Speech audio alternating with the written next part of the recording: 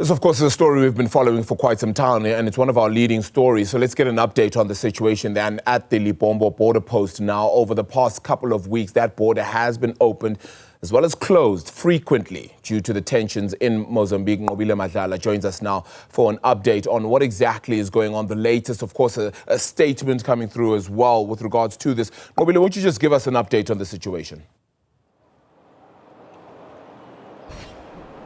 Well, Arabile, from the statements from BMA, they're telling us that the processing of cargoes on both arrival and departure continues as per normal.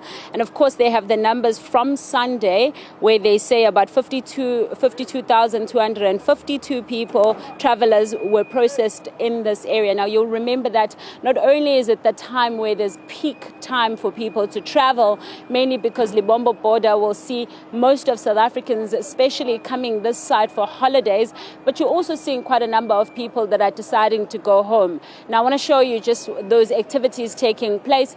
Now, you will remember that a lot of times you'll hear from the traffic department talking about the importance of people ensuring that they do not have overloads and heavy, basically material on cars. But what you see here is obviously the movement of some of the clothes, food, as well as some of the equipment going into Mozambique from South Africa. Now, this is a regular scene, Arabile, in this border, mainly because you'll find that quite a lot of people who are from Mozambique that live and work in South Africa will then send some of the stuff in Mozambique, which is their home. Now, the major issue being the fact that they'll be taking care of their families.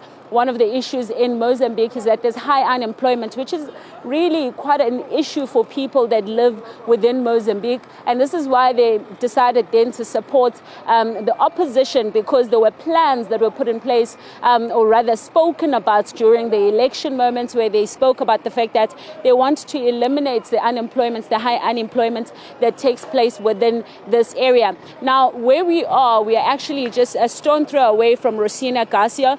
What is interesting about this border, Arabile, is that as you cross over, as you can see there, that's no man's land. But as you cross over, you go into some of the townships within Mozambique. And that's where you find that a lot of people that are within this walk-in border, they are able to then trade in between. So some of them will come this side in South Africa to be able to buy food and buy certain things so that they're able to then sell at home, whilst others then will just be passing, going further into areas like Maputo. What we know at this point is that there's total calm, really, from the people that are passing here. They're telling us that it's totally calm. It's been okay for them to be able to pass through. One of the major issues and one of the problems that have been experienced by this border is that the township in this area would then come into this no man's land, and this is where they would burn certain, like maybe things like vehicles. We've seen those notorious pictures. So they would burn and march in this area, and that had led in the past and the closure of the border.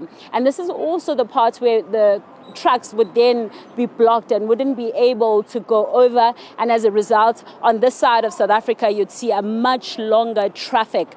So now what we're seeing at the moment, we're being told that it's very calm. There is a processing of trucks. There's not much left, really. You're seeing quite a number of people walking past, as well as the cargo also being processed. So that's taking place in the background, and people are able to move in between. But very interestingly, Arabile, it's very important to note that we understand that the opposition is going to be speaking today. It's unclear what time Madlala will be speaking, but because he's seen as a person who has been in the forefront of what is taking place, it's going to decide what happens then in the next few days, or what is the reaction on the ground. So we are going to be waiting to hear when that will happen, but they don't give time, mainly because in the past, when they have given time, there's been issues of internet, and I suppose in that case then they want to make sure that when they speak, then they are able to be given the platform. So we are watching that. We want to hear what will happen. And then we'll know, as and when he does speak, then we'll know